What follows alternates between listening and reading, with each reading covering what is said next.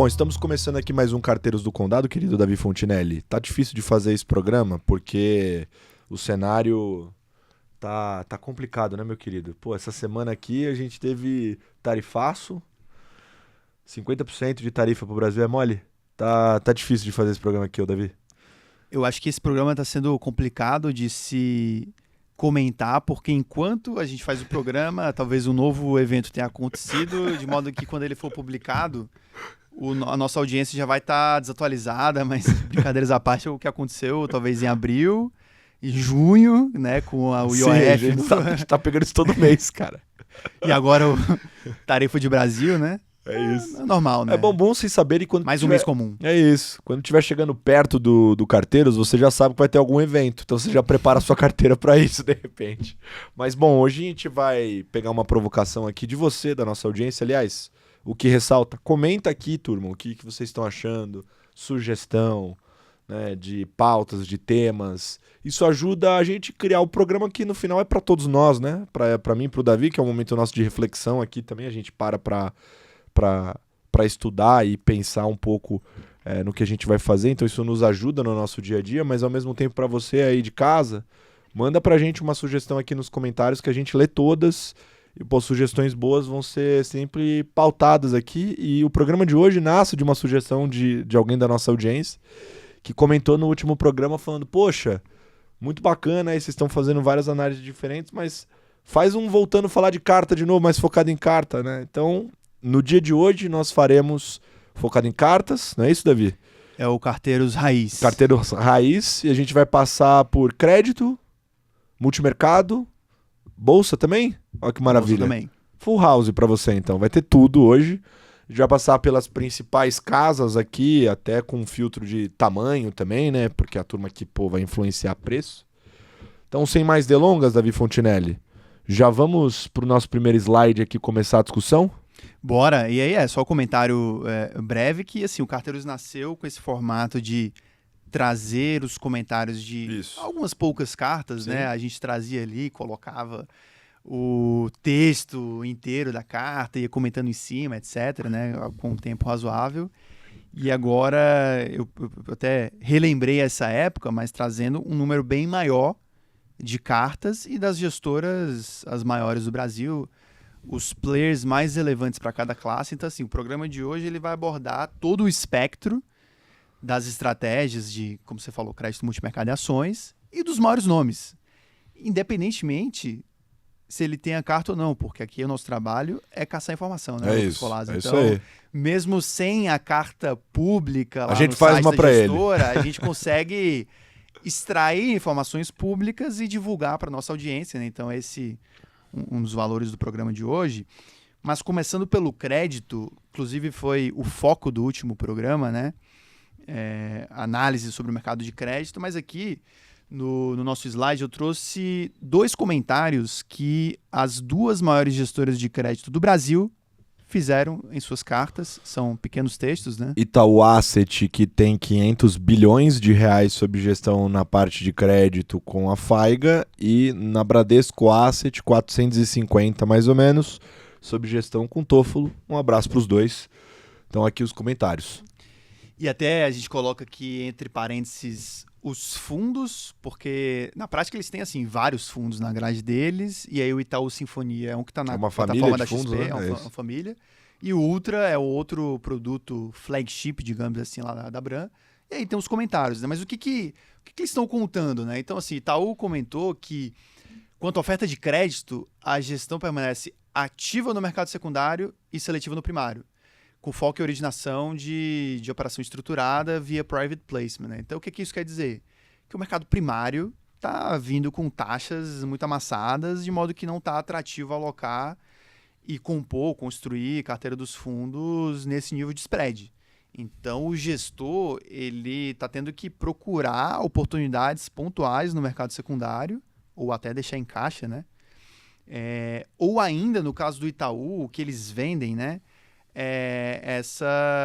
Esse foco em operação própria, né? Operação um private placement que eles vão originar e encarteirar dentro de casa, uma operação estruturada, às vezes um FDIC, e aí coloca nos fundos, né? Uma coisa que tende a ter menos liquidez talvez, mas que traz valor agregado para a estratégia. Quando a gente olha para número, Davi, isso não é mentira, tá? Por quê? Porque o Goldstein, que toca esses mandatos de crédito estruturado dentro da Itaú Asset, a gente falou com ele, sei lá, começo desse ano, eu acho.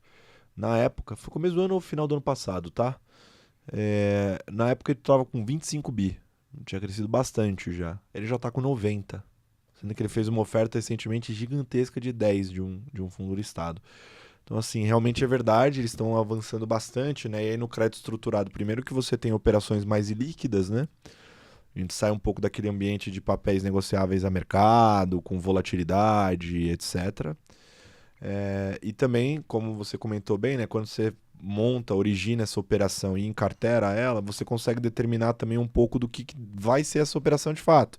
Então, discussão de yield, de covenants, né? Do colateral da operação. Então, fica algo realmente um pouco diferente para você conseguir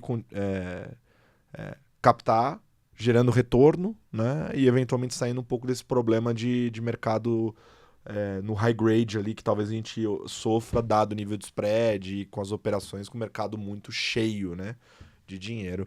E, pô, o Itaú tem papel que eles são a maior parte do secundário do papel dentro dos mandatos da FAIGA, né? Então, realmente, essa sacada de migrar um pouco para o estruturado parece que está funcionando ali e andando bem. E não só para eles, né? A indústria como um todo, os fundos high grade, eles têm feito esse movimento de buscar originar e comprar operações estruturadas.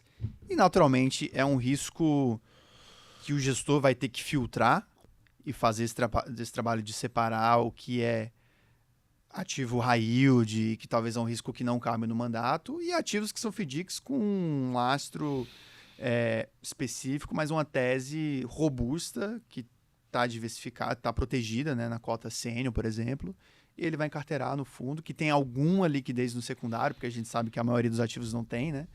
Então, é o que os gestores estão fazendo de maneira geral, né? Assim, debênture negociando a CDI mais 0,80 e o fundo cobra 60 bips com 20 de performance, conta não fecha, né? Exato. Um LFT vai estar rendendo a mesma coisa. Exato. Né? Parecido. Exato. E aí, o segundo player que a gente colocou aqui, Bradesco, o que eles falam, né? Com os níveis atuais de spread dos melhores riscos, já próximo das mínimas, do ano passado, que foi em setembro que atingiu a mínima, preferimos nesse momento adotar uma postura cada vez mais cautelosa e seletiva na alocação de capital. Estou só corroborando com a ideia de que, para debêntures e bancários também, né, os gestores têm sido assim, cada vez mais seletivos e, na prática, carrego mais baixo mesmo. Acho que a gente tem visto nos retornos da indústria como um todo, né, quando a gente olha lá os peer groups, etc., os níveis de retorno marginal estão cada vez mais baixos, próximos do CDI.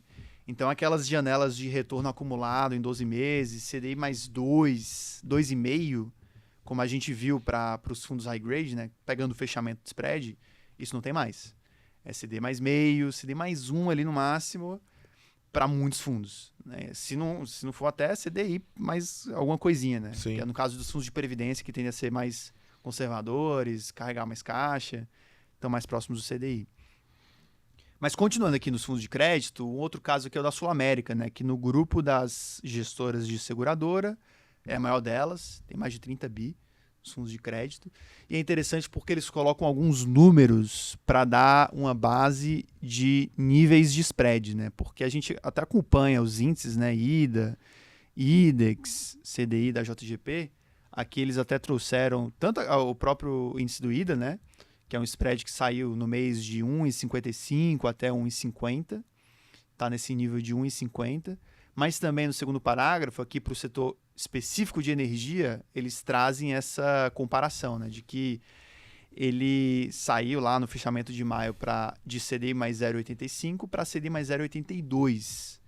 Então, que são aqui os ativos e as debêntures mais conservadoras, né, empresas de utilities, de distribuição elétrica, né? Então acaba que são negócios mais previsíveis, mais defensivos e naturalmente vai ter o spread mais amassado. Mas assim, esse nível aqui, quando a gente pensa no low do mercado, o setor de energia negociava a CDI mais 0,76.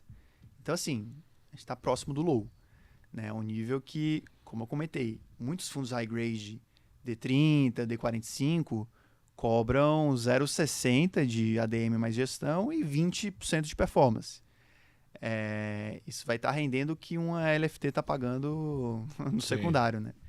Então, mas eu estou falando aqui do setor de energia, né? Eles colocam também qual que foi o low do IDA, né? Então, CDI mais 1,34 versus o CDI mais 1,50 de hoje.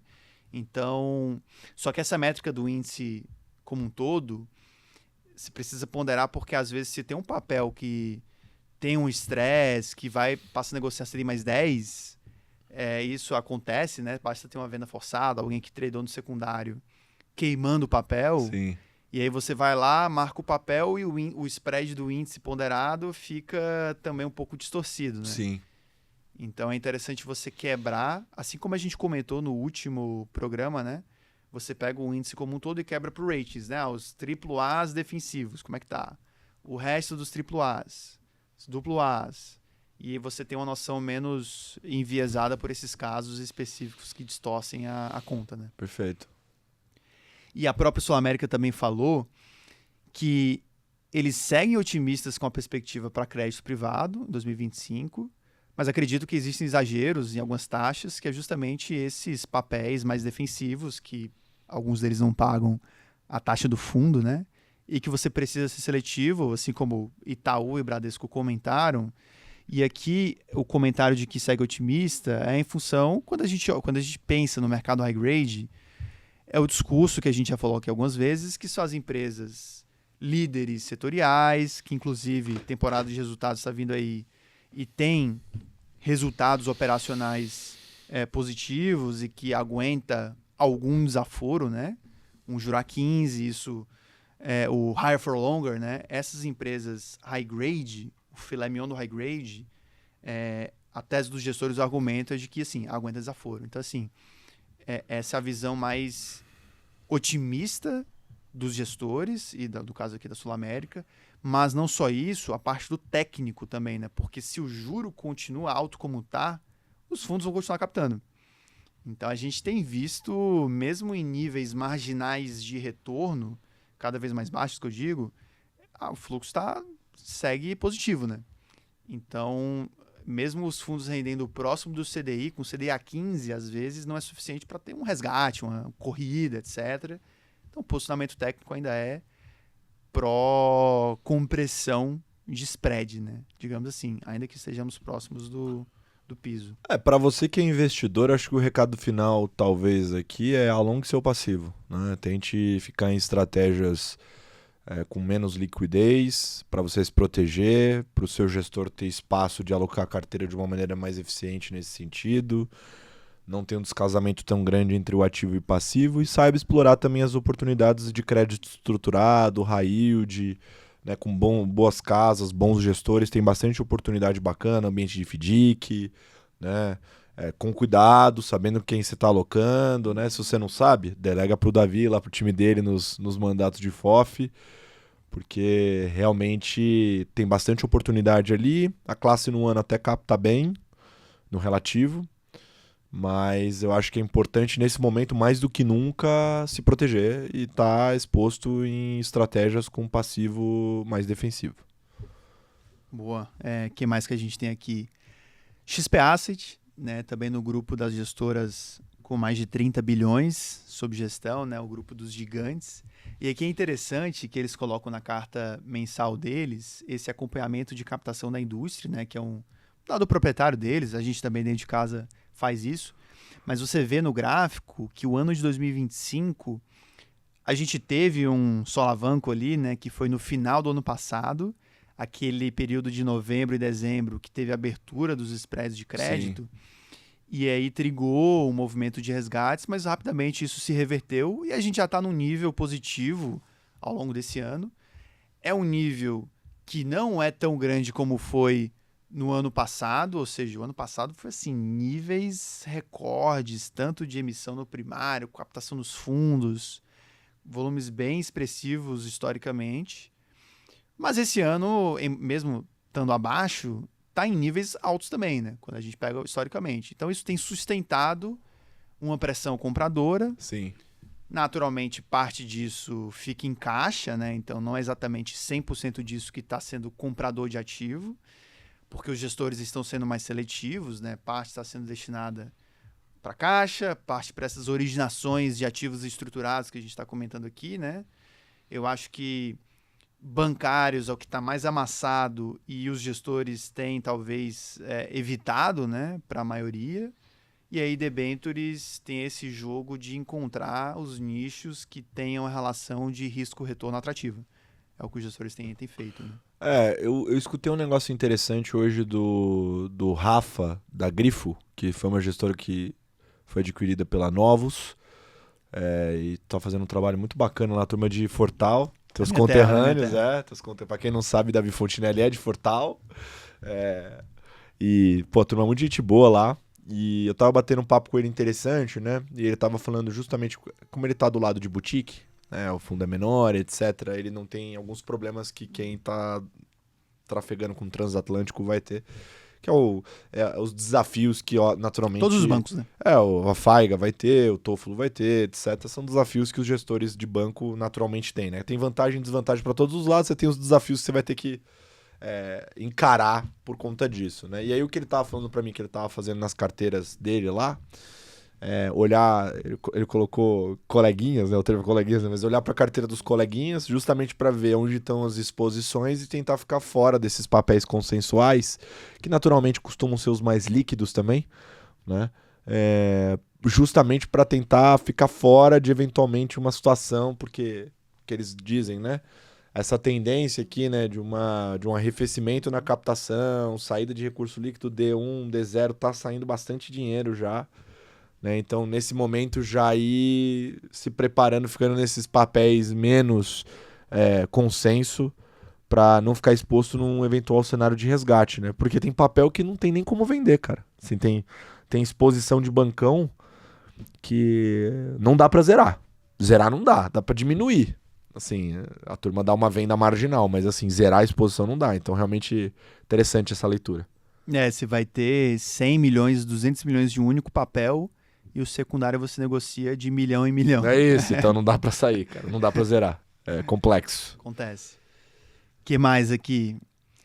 Sparta. Bom, aqui a Sparta, eles têm uma carta mensal bem completa. Sim, focada todo só no mês. Mercado de crédito. Isso vale falar, não fala de cenário, não fala só crédito. Então, acaba que é curioso, né? Porque mesmo a renda fixa sendo a classe mais investida pelos brasileiros, e o crédito, acaba que as cartas são não tão frequentes, né? Então, Verdade. são poucos os conteúdos detalhados e até a indústria do research como um todo de crédito está se desenvolvendo, né? O mercado de balcão, as corretoras vieram se desenvolvendo ao longo do tempo para fomentar ter mais broker, ter mais research, corporate access e tudo mais, né? Então os dados disponíveis, ou seja, inteligência de mercado, não é tão fácil de acessar. A gente teve um episódio com o Mori aqui, né? Que inclusive bombou. Só pra você saber, se você não sabe. Fez bastante barulho no mercado. Então, pra quem não viu, assista, que tá bem bacana. O Mori deu uma baita aula aqui com a gente aprendeu bastante. Mas é um pouco disso que o Davi falou, né? Realmente é difícil ter esse acesso específico do mercado de crédito, né? E aí são em algumas poucas cartas que trazem essas informações mais específicas, né, e detalhadas. A da Sparta é uma delas, a da Algme, por exemplo, é outra, né, que a gente já comentou aqui. Da Root acaba sendo também. E aí a Sparta, ela, primeiramente falando do gráfico aqui, né, eu peguei esse print, que é um dos assuntos que eles colocam, né, que é essa disputa do financiamento de projetos de infraestrutura via bancos de fomento versus debêntures incentivadas, que é o mercado de capitais, né? Ou seja, o mercado de capitais tem assumido um protagonismo para financiar projetos de infraestrutura e a gente tem visto isso, né, e falado a respeito com toda a captação dos fundos de debêntures incentivadas, né? Mas até de maneira mais ampla, é bem interessante porque eles batem na tecla da MP, da tributação de aplicações financeiras, decreto do IOF, como que isso deve impactar os investimentos, que é bem na linha do que a gente falou no último programa, né? Abordando a questão da corrida que devemos ter no mercado de infra a partir do momento que, se vier a ser aprovado, né, de ter tributação dos 5% partir do próximo ano, isso cria um incentivo, uma corrida para que haja mais fundos, as emissões sejam antecipadas, para tudo no segundo semestre. Então, é uma tendência positiva, tanto é que eles reabriram os fundos de debêntures incentivadas dele, lá na Esparta, visando capturar essa oportunidade de curto prazo.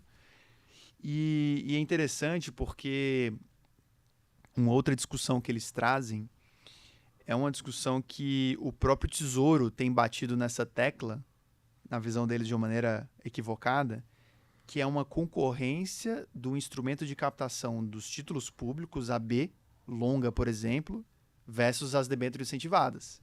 Então, no sentido de que o governo não está conseguindo captar nos títulos públicos longos, as Bs, NTNBs, Tesouro IPCAs longos, porque está tendo essa demanda fortíssima e acaba que está puxando os recursos, né, digamos assim.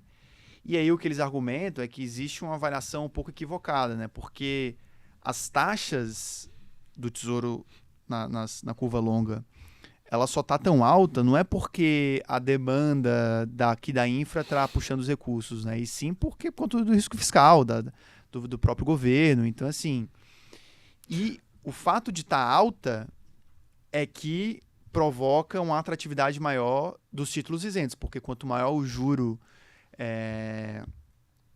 nominal, né, maior é o efeito da isenção da alíquota, né, de R que você ganha em cima dos spreads dos isentos. Então, né? mas, Davizão, deixa eu te perguntar, você que acompanha isso, pô, na vírgula ali, a captação para fundos de debênture incentivada redeados, ela continua sendo um destaque no Esse relativo? ano voltou, não como no ano passado, que foi aqueles ritmos absurdos, né? Mas está no campo positivo. Em função até dessa corrida que a gente Então. deve ver, né? Tá. Então, esse é o ponto importante, né? Porque, assim, quando você vai redear essas posições, né? Você naturalmente faz uma venda de B, né? Então, tem uma outra pressão técnica interessante. O Marcos Vinícius, abraço pro Marcos Vinícius da IBIL, né? Quando ele veio no Stock Pickers, ele comentou um pouco sobre isso, né? Tem essa tecnicidade em relação a... Porque ele não opera crédito, mas ele opera juros e ele opera bastante NTNB, então ele entende bastante na vírgula de NTNB, né? E aí ele falava para mim, pô, Colas, eu não acho que é momento de aplicar em B enquanto tiver uma captação relevante ou emissões de crédito com hedge, que acontece bastante, a tesouraria vai encarteirar e ela quer explicar para a turma, né? Normalmente a emissão é feita em IPCA+, porque existe uma demanda da pessoa física, né? Quem vai comprar a oferta normalmente tem uma demanda de receber remuneração real isenta de imposto. O ponto é, para a empresa que está fazendo emissão, normalmente ela prefere pagar em CDI mais alguma coisa, né? Então ela quer que essa dívida seja swapada para CDI+. Né? E para muitos fundos que compram essas dívidas ou tesourarias, também faz sentido trocar um indexador para CDI+. Então, nesse tipo de operação, normalmente você tem venda de B. E aí, essa pressão técnica do mercado também ajuda a fazer com que a taxa mantenha-se aberta e não caia, né? Então, tem a componente fiscal, que de fato pesa, existe o prêmio de risco do Brasil, né? Mas também tem essa componente técnica que acaba ajudando. Tanto é que em momentos de inflexão, quando a gente teve resgate desses fundos, teve uns períodos, você viu, acompanhou, teve uns períodos que tiveram uns sustinhos, e aí teve bastante venda de crédito. Essas posições são desmontadas e a gente viu o B fechando junto. Então tem uma correlação interessante aí para ser observada. Eu acho que esse efeito técnico existe, né? Eu acho que eles nem estão argumentando contra o técnico, né? certeza. Mas é sobre a relevância de cada efeito. Total. Eu tava trazendo aqui para complementar a turma da Esparta. E o argumento deles é de que a relevância do fiscal é muito maior e que se tiver uma reversão de agenda econômica, você tem a curva fechando. Totalmente. Mesmo com os fundos de infra captando. Sim.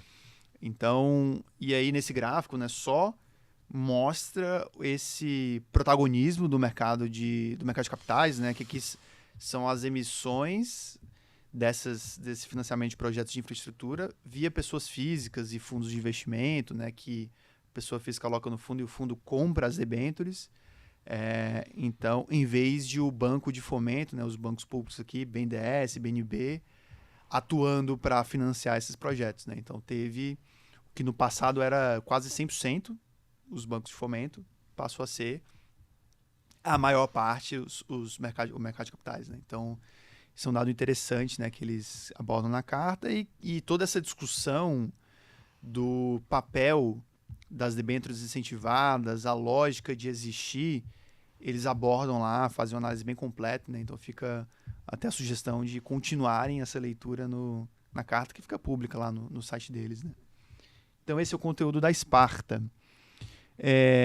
Então, assim, essa aqui já passa para a parte de multimercado, né? Mas crédito, acho que era isso, né, Colasso? Acho que algumas mensagens, o mercado segue cada vez mais caro, comprimido, spreads cada vez mais baixos, né, as taxas dos títulos, e os gestores, né, eles têm mandatos a depender do fundo, né, mas muitos dos fundos com um prazo maior, D30, D45, tem alguma flexibilidade que ele consegue, a partir da gestão ativa, navegar o mercado e conseguir montar um portfólio com risco-retorno mais atrativo do que os fundos mais conservadores possíveis, né? Então, é um pouco dessa lógica que a gente tem visto nos gestores de crédito como um todo. Sim. Agora mudando para multimercado. Bom, mudando para multimercado, aqui a lógica é a mesma, né? O que os maiores gestores de multimercado estão falando em seus conteúdos, né? E a começar pela SPX. SPX, que é a maior estratégia multimercado do Brasil, tem um pouco menos de 40 bilhões. Já teve até um tanto mais, né? Mas os últimos 4 anos para todo mundo foram difíceis, né? Em termos de queda de captação líquida. Mas é muito interessante porque eles trazem um dado que eu particularmente nunca tinha visto essa quebra, né? E só um parênteses, a SPX, a carta deles não é pública, né? Sim. Então, eu acabei pegando só um recorte, que são dados públicos, né? De dados econômicos, mas que o economista chefe, agora gestor, né, o Gabriel Artung da SPX, ele que assina a carta, né? Até porque na SPX cada mês é uma pessoa diferente que escreve a carta, né? E aí o Gabriel Artung, ele era o economista-chefe de Brasil e ele fez um move para ser gestor de juros Brasil. Ele traz essa visão, que é uma visão de que o mercado talvez possa estar exagerando na visão de curva, numa visão mais altista de juros, ou seja, ele acha que os juros pode cair mais do que o que está precificado na curva. Perfeito. Tanto é que ele tem uma posição apostando na queda dos juros futuros. E quais são os argumentos dele?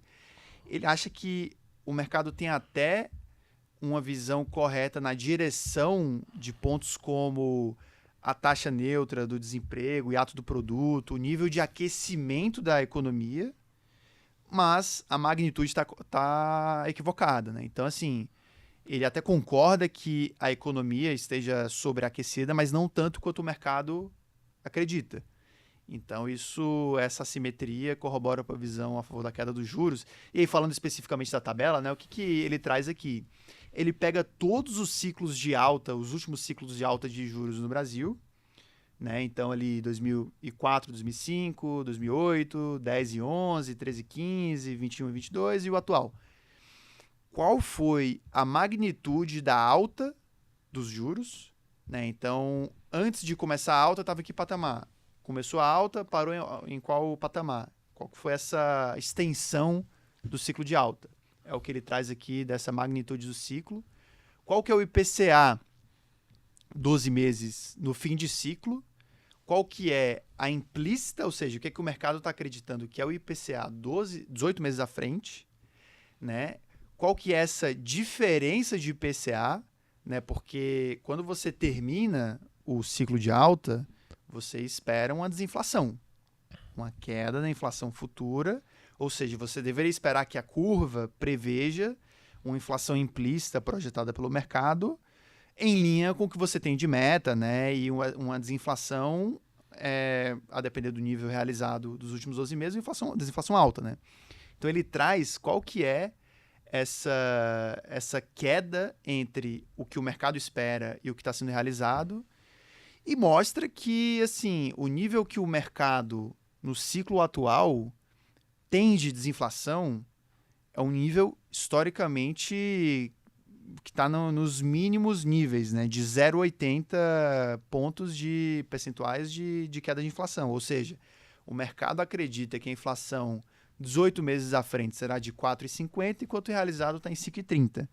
Então, é uma desinflação próxima do que foi lá no Tombini, lá no governo da Dilma, em que ele desceu o juro ali na marra, né, com um nível de juro real muito mais baixo, né, ou seja, a economia menos restritiva e tendo tido um ciclo de alta, um juro nas máximas, por menos tempo. Ou seja, era de se esperar que a desinflação fosse mais baixa, por essas questões conjunturais. Enquanto agora, o juro está no maior nível dos últimos 20 anos, 15%. O juro real, que é ali a diferença entre o CDI e a inflação, né, tá também nos níveis mais restritivos, né, quando a gente olha ali a última coluna, né, o juro real de um ano, representado pela B, na verdade, de um ano, está em 9,86, né, um dos níveis mais restritivos. E aí, ao mesmo tempo, o mercado acredita que a inflação vai ter dos menores níveis de desinflação historicamente. Então, assim, o argumento dele é de que, olhando esses dados, tem uma oportunidade, né? E, assim, o que ele argumenta? Tipo assim, justamente o que eu comentei de a opinião do mercado sobre o nível de aquecimento da economia é que, em tese, justificaria por que a desinflação é tão baixa.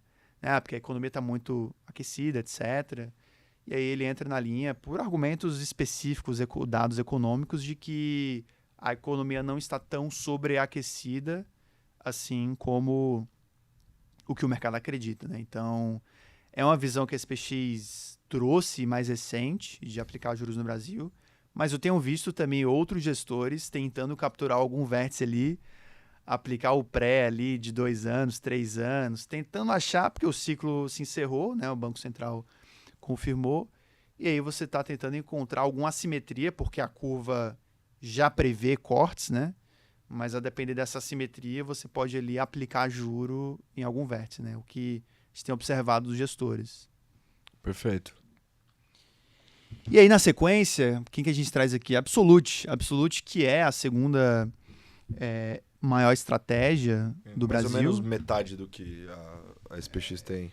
Hoje em dia eles estão, se não me engano, com cerca de 30 bilhões ou 20 altos. Mas não em macro. Não, só se somar os multimercados. Sim, mas não aí previdenciários e previdenciários, tal, etc. Mas é um volume, assim, uma volatilidade mais baixa do que o que a SPX tem. O Vertex tem o quê? Tem uns 17? Por aí, acho que por aí, pelo menos uns 15. Uns 15. Pelo menos uns por aí, 15. Sim. Que daí é o macro deles de fato, né? O flagship, né? Isso, digamos exato. assim.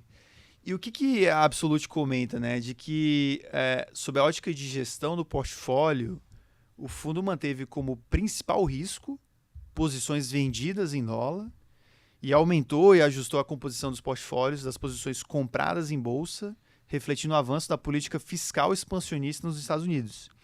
Então, eles têm uma tese de políticas fiscais expansionistas no mundo todo, Europa aumentando gastos, Estados Unidos também prometendo corte de gastos, mas não entregando, né? Então, é um ambiente que, para crescimento, é positivo, né? Eles cada vez mais... a probabilidade de recessão no mundo, nos Estados Unidos, por exemplo, diminui, né? E você vê um ambiente pró-crescimento de lucro de empresa, né? Então, justificando a posição de bolsas globais que eles têm, aqui tanto dos Estados Unidos quanto de outras bolsas globais, Brasil, inclusive. E eles têm carregado isso já há algum tempo, né? Na atribuição de performance deles é um componente importante. Mas, por outro lado, diante de um ambiente de potencial de maior crescimento global, eles não têm posições relevantes em juros, né? Eles até têm uma posição aplicada em juros intermediários no Brasil, como eu comentei, né? Que alguns gestores estão tentando caçar. Mas quando você pensa em mundo, esse cenário de crescimento, de inflação, isso não traz uma assimetria clara aqui para juros, né? Então, no caso deles, eles carregam essa tese de compra de bolsa global E também aqui na venda de dólar, que aqui é mais consensual entre os gestores, né? Praticamente todos estão com essa venda de dólar. Só Aí muda a cesta, né, que tá só muda contra. a cesta, pode ser contra o euro, o próprio Isso. real, os gestores têm, Sim, principalmente em função do diferencial de juros, né? Que sim. tem aumentado. Então, ou outras moedas de emergentes, né? É o que a gente tem visto nos portfólios dos gestores. E aí, na sequência aqui das gestoras, dos gigantes de multimercado, né? Capitalo está ali no grupo dos maiores também, né? Aqui é interessante porque eles trazem todo mês tabela de atribuição de performance deles, né? E a gente vê para a estratégia flagship deles, o Zeta, de maior nível de risco, que esse ano está sendo um ano muito bom para juros, né? Eles têm capturado ganhos com posições aplicadas, e aqui é juros pelo mundo inteiro, né? Posição até de curvatura também, valor relativo, tanto no Brasil quanto nos Estados Unidos, Europa, que eles operam de tudo. E enquanto a parte de moedas e bolsa tem sido detratora no ano, eles tinham uma exposição comprada ali no período em que as bolsas globais começaram a cair, né? Então eles tomaram um pouco na queda, pegaram parte da volta, mas no acumulado ainda está no negativo, mas continuam com posições compradas em bolsas globais, assim como a Absolute. Mas o que é interessante de bolsa, quando a gente alonga a janela ali, 12 meses, 24 meses e por aí vai, essa linha de bolsa é a mais representativa. 24 meses em diante, né? Então, assim, exemplificando que eles são, inclusive, um dos poucos, né, que tem uma contribuição tão relevante na parte de bolsa que é um total return, digamos assim, né? Seja na queda ou na baixa, eles propagar dinheiro. E a gente tem visto isso historicamente ali na Capitalo, né? Mas esse ano outro destaque também é a parte de commodities, né? Eles têm carregado na posição de ouro, entre outras diferentes commodities. E aqui o Bruno Cordeiro acaba sendo um importante risk taker. Um abraço pro Brunão, amigão. É uma contribuição importante, né? De risco. Ele manda muito bem, cara. Manda muito bem. E aí, culminando aqui na performance do ano até junho de 2025, 9%, né? Contra um CDI de 6 e pouco, né? Então, tem sido um ano positivo para a Capitalo. Na sequência dos multimercados, a gente traz aqui a Kinea, que também está no grupo dos grandes, né? A turma que tem mais de 20 bilhões sob gestão. Aqui a Kinea ela tem uma grade bastante diversificada, né? Então tem vários mandatos de multimercado com diferentes níveis de risco, né? Acho que para o investidor o principal deles é o Kinea Atlas, que está disponível em plataformas, e tem até também o Kinea Zeus, né? Que é só para locadores, com nível ainda maior de risco. Mas a Kinea sempre traz na carta mensal deles uma grande narrativa, né? E a do mês foi a da arte da guerra. Acho que em linha com todos os conflitos que a gente tem visto, né? O mais recente deles entre Israel e Irã. Mas também Rússia e Ucrânia, a Serra novamente, né?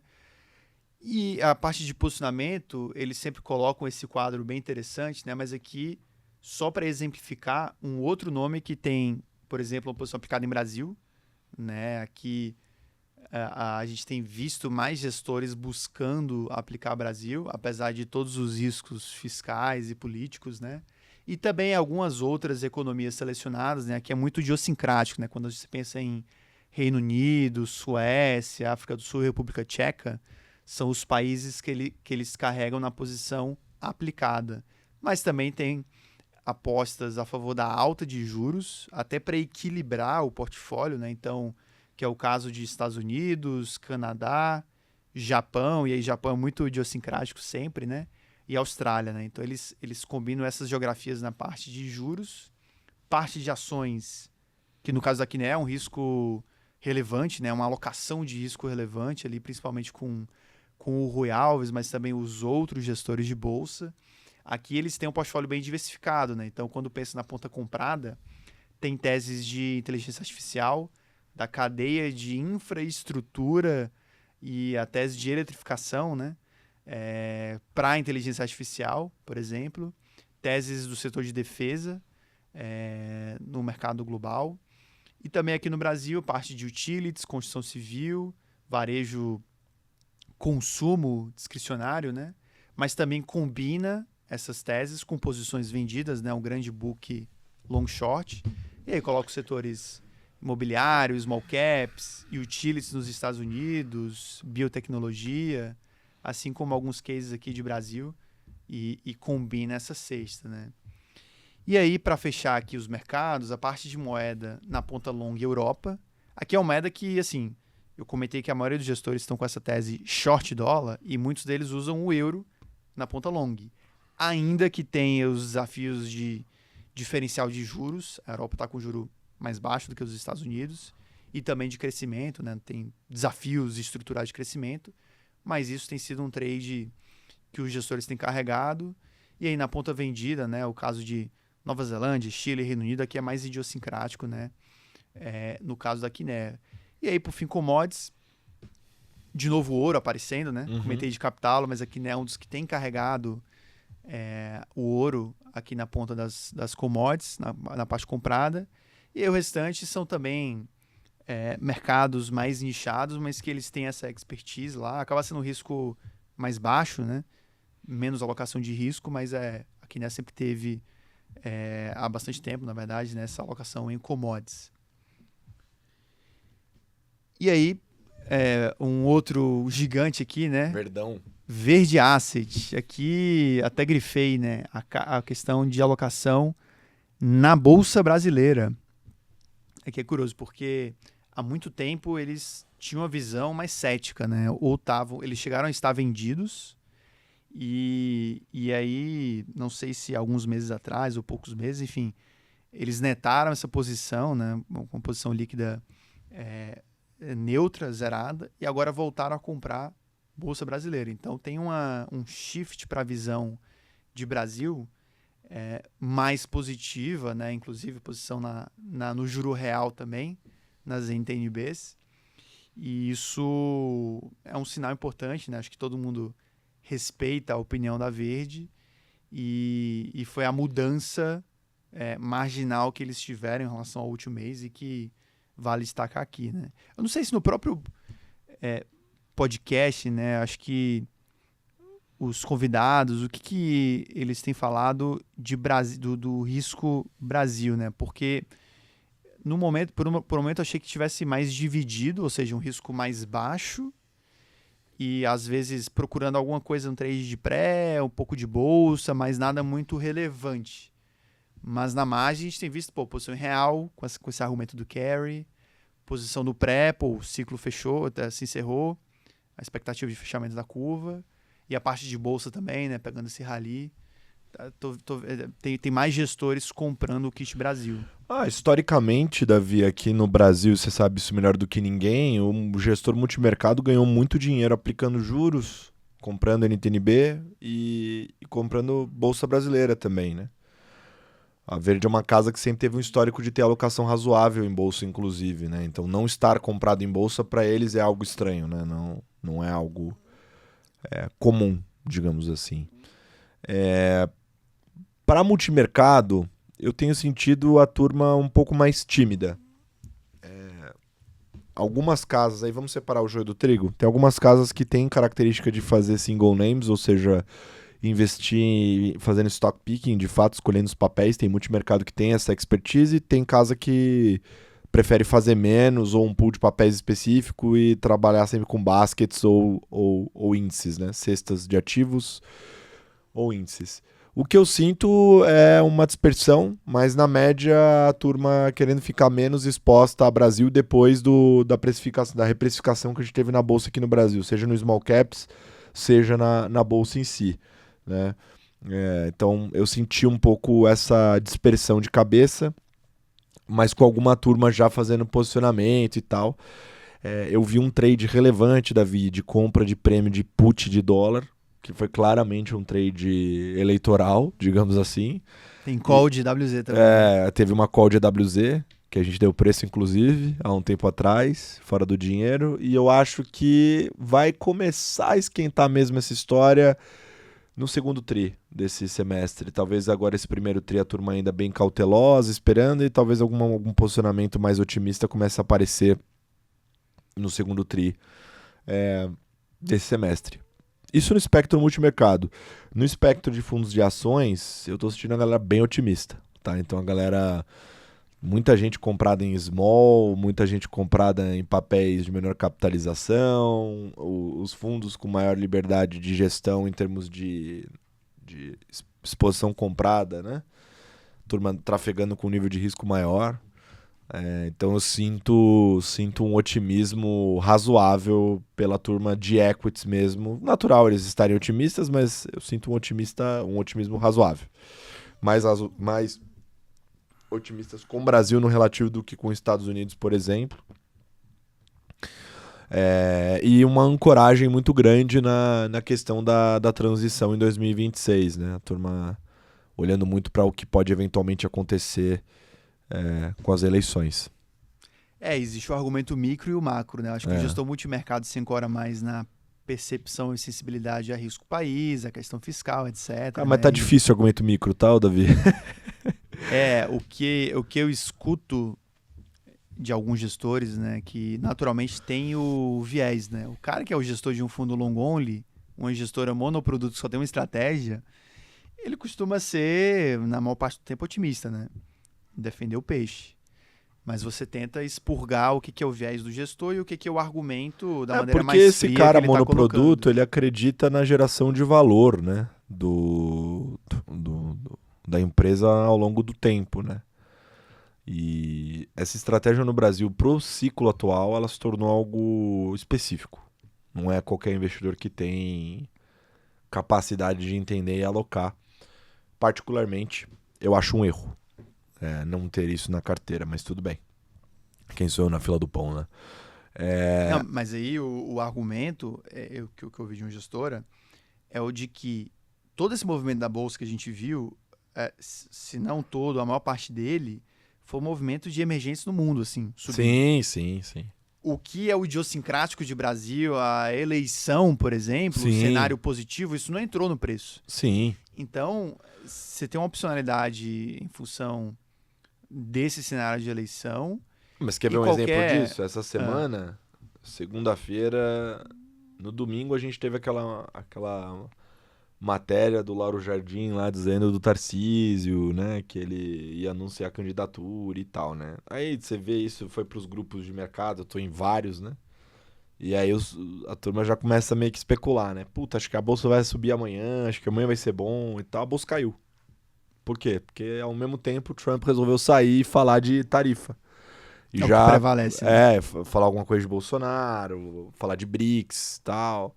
Então isso foi muito mais forte. Então, para corroborar com o seu argumento, né? O cenário externo tem pesado muito mais para definir movimento de mercado do que o cenário local, assim, porque no final é isso. O cenário local seria o quê? Um otimismo com o Brasil e a turma do Brasil comprando bolsa? Não é o que está acontecendo. Os resgates continuam, assim. Não tem esse movimento de inflow do brasileiro. O estrangeiro comprou, tá comprando alguma coisa, mas assim, ainda não é um movimento super otimista do estrangeiro com o Brasil. Mas o que teve de movimento de compra veio justamente dessa questão do Brasil no bolo dos emergentes, né? Não é necessariamente Brasil por Brasil, como você estava comentando, né? E até a gente falou de IWZ, que, para quem não sabe, é o índice Bovespa em dólar lá fora, né? E até a gente comentou aqui no passado, né? A Mar deu esse call lá atrás, a tese de comprar opções de compra, né? Calls do índice, com vencimento lá na frente para pegar a opcionalidade de eleição. E a célula do Itaú Janeiro colocou na carta agora de junho que estava comprando calls de WZ com o strike lá na frente. O strike não, né? O vencimento lá na frente, com essa mesma lógica, né? De pegar a opcionalidade de eleição, de cenário positivo. Perfeito. E aí, com isso, a gente encerra a parte de multimercado. E na mesma lógica, trouxemos aqui os gigantes de ações. E, inclusive, os que não necessariamente informam dados amplos de portfólio, né? Que, para começar, o caso da Dynamo, que é o caso mais emblemático, mais tradicional e um dos maiores gestores, né? Daqui do Brasil. Sim. E eles têm cartas trimestrais que trazem temas bem profundos e elaborados, né? E aí nisso, a última carta dele, a penúltima carta deles, na verdade, eles fizeram uma carta só para falar de Redditor, que é uma das posições que eles carregam, posição relevante, e a última, inclusive, foi de proxy voting, né, uma coisa bem específica, mas eles têm, em paralelo, um relatório para investidores que trazem o update das empresas. E aqui são os principais cases que eles têm, né? Então, case de Geneva, Redditor, como eu comentei, Vibra, Mercado Livre, Localiza e Natura, né? Então, aqui são teses que, pelo estilo da gestora, não costuma mudar, né? É uma gestora que carrega as posições por anos, por horizonte de longo prazo, e tenta capturar esses cases de maior qualidade, as empresas líderes setoriais, os oligopólios, né, no Brasil, e uma geração de valor no longo prazo. É um pouco do case de Dynamo, e esses são os nomes que eles já têm há bastante tempo, né? Então, inclusive, lá no passado teve aquelas notícias, né, da Dynamo envolvida no deal potencial entre Eneva e Vibra, que gerou polêmica, né, entre os investidores, querendo vetar o deal. Além disso, o case de Natura, né, que tem a figura do Bruno Rocha, um dos fundadores, lá no conselho da empresa. Sofreu pra caramba esse ano, né, mas eles seguem investidos. Então, são cases que, pela filosofia, tendem a durar bastante na carteira, né? Então, acho que vale trazer o que talvez as pessoas não acessem facilmente, né? Esses nomes aqui são algumas das principais posições da Dynamo. Um outro gigante, case de Atmos, aqui no Atmo Ações, né? Uma outra gestora que não divulga a carteira abertamente, né? Eles, inclusive, soltaram uma carta semestral que eles divulgaram, bem interessante, falando de uma tese estrutural Bull Brasil, em função de todas as melhorias institucionais e reformas que aconteceram no país e que a gente deveria colher os frutos disso, e a gente está prestes a ter um potencial pernada relevante para a Bolsa. De novo, é um gestor long only, focado nisso, etc. Tem um viés, mas eles colocam argumentos interessantes. É uma carta bem detalhada, né? Mas, além da carta, eles trazem um relatório mensal, isso é público, né? Tem lá no site deles, com esse breakdown setorial. Então é interessante, né? Porque a gente vê aqui, por exemplo, a linha de utilidades públicas, 30% do fundo, né? Então aqui é realmente a maior exposição setorial da Atmos, e isso tem sido há bastante tempo, né? Então é quase que um book mais estrutural, em que eles carregam as posições, né? São as compounders brasileiras, né? Nomes como Equatorial da Vida.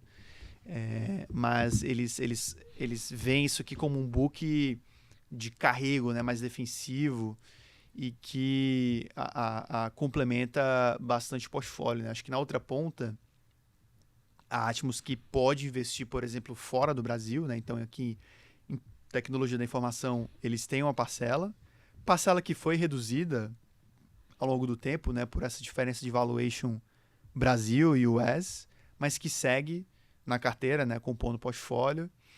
E aí, além da parte de tecnologia da informação, né, o próprio setor de bens de capital, aqui no Brasil especificamente, é um setor relevante, consumo discricionário também, imagino que aqui Smart Fit, talvez, na oposição importante da carteira deles. Enfim, eu acho que essa visualização setorial é interessante porque eles divulgam abertamente todo mês, e você, vendo a última carteira, por exemplo, da CVM, você consegue ter uma ideia de quais são esses cavalos mais representativos de cada setor, né? O último ponto é que linha de caixa, 5%.